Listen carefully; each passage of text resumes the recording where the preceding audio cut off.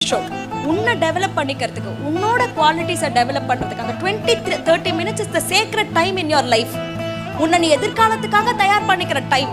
அந்த டைம்ல குறை சொல்லாத, அந்த டைம்ல பிரச்சனைகளை பார்க்காத. இந்த 30 minutes to develop my self. நான் யாரா ஆகணும்னு நினைக்கிறனோ டு டெவலப் மை செல்ஃப். வேலையை ஆரம்பி.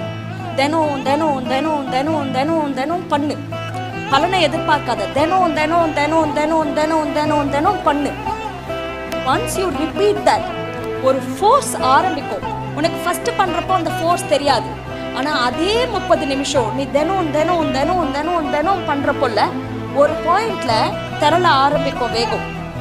ஒரு அலை வர ஆரம்பிக்கும். அப்புறம் அது சுனாமியா மாறும்.